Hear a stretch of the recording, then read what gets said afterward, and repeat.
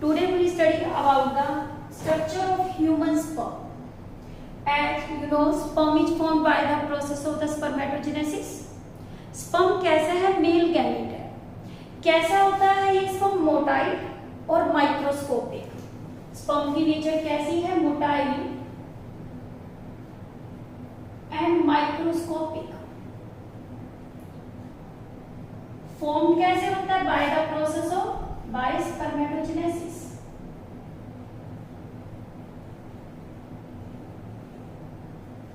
Now what is the structure of this sperm? A sperm which consists of four parts: head, neck, middle piece or tail. First anterior part, it is called the head. Small part, that is called neck. Neck कैसी है? Small. Then the middle piece, it is the elongated part, and most largest part, it is called the tail. First the head. Head is divided into two parts. One is the anterior, second is the posterior. And anterior part is called acrosome. This is the anterior and small part. It is the anterior most part of the sperm. और जो posterior part है उसे हम क्या बोलते हैं? Nucleus. और nucleus इसका कैसा पार्ट होता है? Posterior part. और इसके अंदर क्या प्रेजेंट है? Chromosomal material. ये क्रोमोसोम मटेरियल आपका मेल जीनोम का काम करता है. इट मींस मेल न्यूक्लियस का. क्रोमोसोमल मटेरियल आपको पता है किसके बने होते हैं? DNA plus basic protein. ठीक है. एक्रोसोम को बनाता कौन है? Golgi apparatus. जब भी आपका क्या है? स्पर्मेटिड से स्पर्म बनता है, वहां पे क्या होता है? आपकी स्ट्रक्चर चेंज हो जाती है. राउंडेड स्पर्मेटिड किसमें कन्वर्ट हो रहा है? इलैंगुएटेड और मोटाइल स्ट्रक्चर, जिसे हम क्या बोलते हैं? स्पर्म. इसमें इस टाइम में एक्रोसोम जो बनता है, इसको कौन बनाता है? Golgi apparatus. Form from Golgi apparatus. ठीक है. इस एक्रोसोम का क्या काम होता है? एक स्पेसिफिक फंक्शन है. इसका काम है कि स्पर्म को अटैच कर देना किसके साथ? ओवा के साथ. फिर ओवा की मेम्ब्रेन को क्या कर देना? रप्चर. और इन दोनों को फर्टिलाइजेशन में क्या करना? हेल्प. एक्रोसोम क्या कंटेन करता है? एंजाइम्स. और इन एंजाइम्स को बोलते हैं हम हाइड्रोलिटिक एंजाइम्स. एक्रोसोम क्या कंटेन करता है? Hydrolytic enzymes. Hydrolytic enzymes means क्या होता है? That is perform hydrolysis. इसमें एक स्पेसिफिक एंजाइम प्रेजेंट होता है, दैट इज कॉल्ड हाइलोइरोनिडेज. ठीक है. इसके अंदर जो स्पेसिफिक एंजाइम है उसे हम क्या बोलते हैं? ये हाइलोइरोनिडेज.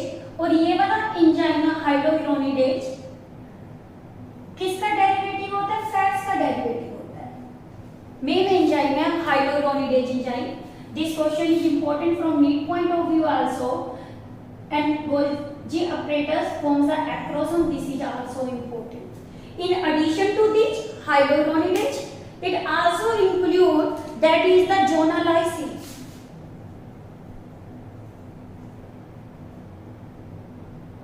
And corona penetrating enzymes.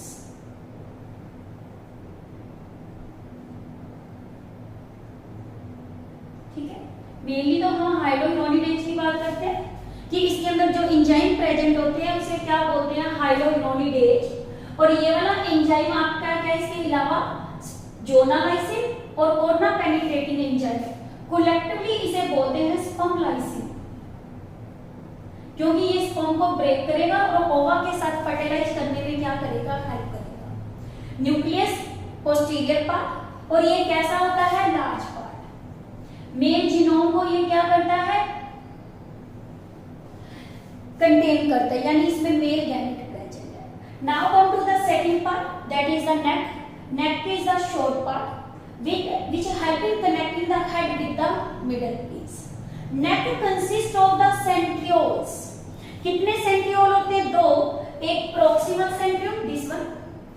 Second is the distal centriole, proximal पास वाला और डिस्टल बिहाइंड वाला।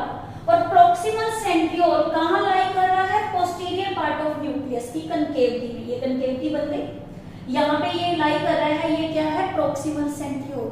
और both the centrioles are perpendicular to each other.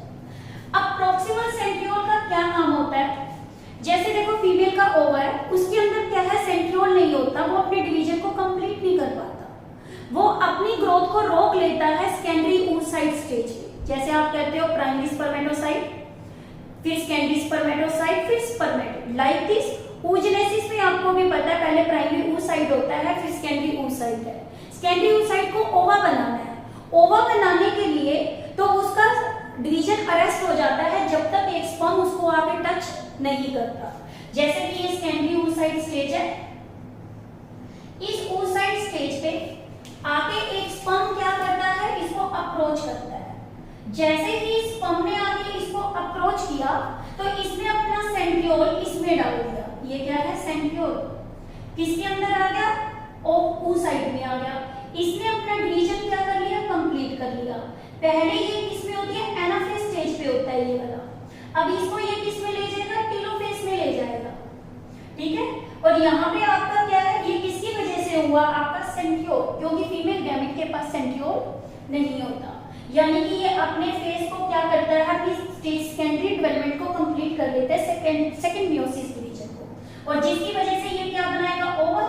ये ओवा फिर स्पर्म के साथ क्या कर जाएगा? फ्यूज, और क्या बन जाएगा? जाइगोट। अब जाइगोट में क्या होगी? फर्स्ट क्लीवेज, क्लीवेज होती है।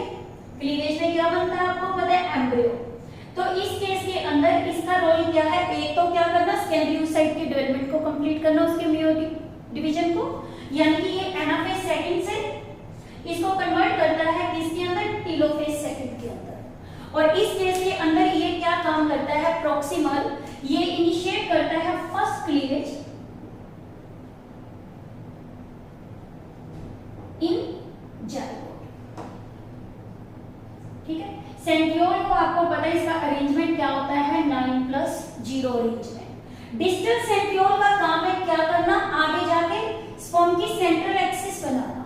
स्पर्म की सेंट्रल एक्सिस बनाता है तो ये क्या काम करता है? एक्सियल फिलामेंट बनाता है ऑफ स्पर्म। हो गया? 2 पार्ट्स बताए आपको, क्या है? हेड और नेक। हेड है 2 parts, anterior most part acros और posterior most part is called the nucleus, and neck is the short. It contains proximal centriole and distal centriole. Now we come to the third part, that is called middle piece. In the middle piece we see the spiral band, and this spiral band is called mitochondrial spiral. और इसमें 6 से लेके 10 आपके क्या होते हैं? Mitochondria होते हैं। और ये किस फॉर्म में प्रेजेंट है? स्पाइरल फॉर्म में। इट इज आल्सो कॉल्ड निबंधकन, ठीक है। नीट इंपॉर्टेंट क्वेश्चन है ये हाई ऑर्डर में, कि आपका निबंधकन क्या है। और ये माइटोकॉन्ड्रिया आपको पता है power house of cell. Power house of cell है तो क्या देगा? एनर्जी देगा। इसकी एनर्जी की वजह से ये स्पर्म रिंगलिंग मूवमेंट करनी क्या कर देता है? शुरू, या इसे लैशिंग मूवमेंट बोलते हैं, या इसे क्या बोलते हैं? Wriggling movement. यानी कि ये सोर्स ऑफ एनर्जी का काम करता है स्पर्म के लिए, क्योंकि इसमें ऑक्सीडेटिव फॉस्फोरिलेशन के लिए क्या होते हैं? एंजाइम्स, और जिसकी वजह से एनर्जी प्रोवाइड करने में क्या करता है। फिर देखो एक सेंट्रियोल और है, in addition to proximal and distal centriole, this centriole is called ring centriole, but function is the unknown. अभी तक ये नहीं पता है इसका फंक्शन क्या है। ये बेस ऑफ मिडल पीस के ऊपर क्या होता है? ये प्रेजेंट होता है। अब देखो सेंटर के अंदर इसमें एक्सियल फिलामेंट है। ये एक्सियल फिलामेंट आगे जाके कॉन्टिन्यूशन बना रहा है किसकी? टेल की। टेल पार्ट इसका कैसा होता है? लॉन्ग सिलेंडर पार्ट होता है। मिडल पीस की शेप को हम ज्यादातर सिलेंड्रिकल शेप बोल देते हैं। कौन सी शेप? Cylindrical shape. और ये सबसे ज्यादा इसका कैसा पार्ट है? इलैंगुएटेड पार्ट है। Tail is the elongated part of the sperm. अब इसके 2 पार्ट होते हैं, one is the main piece, second is the end piece. जो इसका मेन पीस है, आप देखो मेन पीस के अंदर एक सेंटर में आपको क्या नजर आ रहा है? एक्सियल फिलामेंट नजर आ रहा है। ये एक्सियल फिलामेंट कौन बना रहा है? Distal centriole. और डिस्टल सेंट्रियोल जब इसे बना रहा है तो ये इसमें क्या लाता है? मूवमेंट लाता है। और इसका जो अरेंजमेंट होता है एक्सियल फिलामेंट का, ये माइक्रोट्यूब्यूल्स का कैसा होता है? 9+2 अरेंजमेंट होता है किसका? एक्सियल फिलामेंट का। और बाहर ये किससे? साइटोप्लाज्मिक शीट से कवर है, साइटोप्लाज्मिक शीट। और ये पार्ट इसका कौन सा होता है? Main piece. But end piece में देखो कोई साइटोप्लाज्मिक शीट प्रेजेंट नहीं है, सिर्फ जो प्रेजेंट है वो क्या है? एक्सियल फिलामेंट है। और इसका काम होता है क्या करना? एनर्जी वो मूवमेंट में हेल्प करना। It help the sperm, help the sperm movement in fluid medium is called tail part। अब देखो पूरा आपका ये स्पर्म है, स्पर्म जो कवर्ड है बाहर इस ब्लू मेम्ब्रेन से, it is called plasma membrane, plasma membrane. But देखो ये पोस्टीरियर पार्ट ऑफ आपका किसका? स्पर्म का, नेक का, मिडल पीस का, ये भी एक मेम्ब्रेन से सराउंड होते हैं। पोस्टीरियर पार्ट आपका स्पर्म का, और किसका बताया आपको? Posterior part of nucleus, neck and middle piece, they are surrounded by a membrane, it is called manchette. This question is also important. What is the manchette? Manchette is the cytoplasmic sheet, और ये microtubules की बनी होती है। ये क्या है? मेनिंजिटी। मेनिंजिटी क्या है?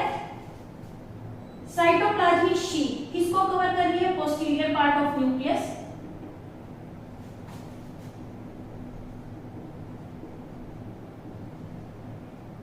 नेक एंड मिडल पीस। और ये खुद कैसी शीट है? साइटोप्लाज्मिक शीट है।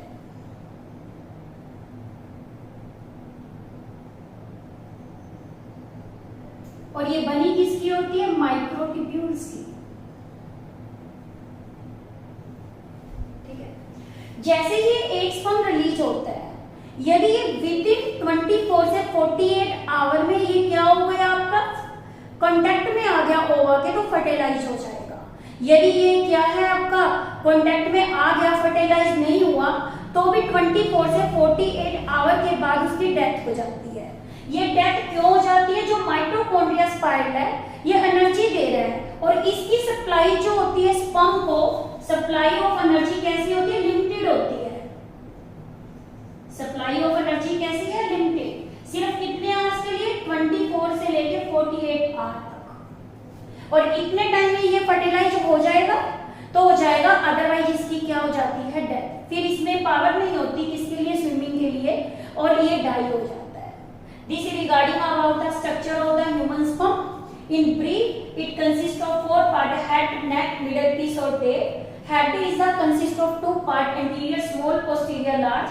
Anterior is called acrosome, formed by Golgi apparatus, and it contain hydrolytic enzymes. Main enzyme is the hyaluronidase. Hyaluronidase.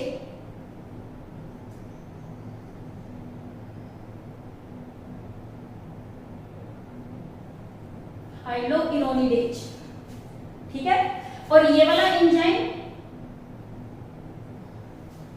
और कौन से एंजाइम है? जोनालाइसिन और कोरोना पेनिट्रेटिंग एंजाइम। कलेक्टिवली क्या बोल देते हैं? स्पर्मलाइसिन। जो क्या करते हैं? फर्टिलाइजेशन में हेल्प करते हैं, ओवा के कांटेक्ट आने में और उसे पंचर करने में और उसके अंदर पेनिट्रेट करने में, लाइक दिस।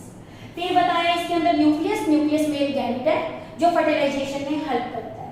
ये सराउंडेड किससे? मेम्ब्रेन से, जिसे हम क्या बोलते हैं? Plasma membrane. फिर बताया नेक के अंदर क्या है? सेंट्रियोल, प्रॉक्सिमल और डिस्टल। प्रॉक्सिमल पास वाला और डिस्टल दूर वाला। प्रॉक्सिमल क्या करता है? फर्स्ट क्लीवेज इन जाइगोट करता है, और distal centriole axial filament of sperm बनाता है।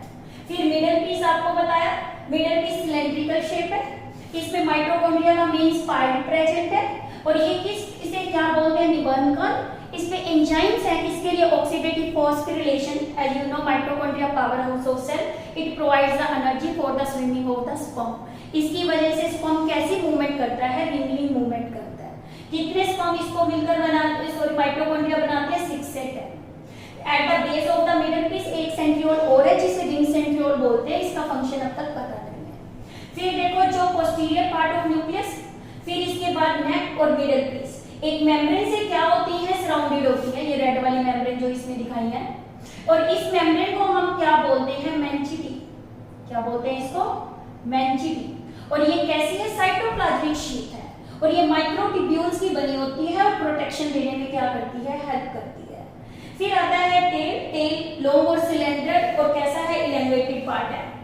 और इसका क्या है, 2 पार्ट बने होते हैं, एक मेन पीस होता है, दूसरा इसके अंदर कौन सा होता है आपका, एंड पीस।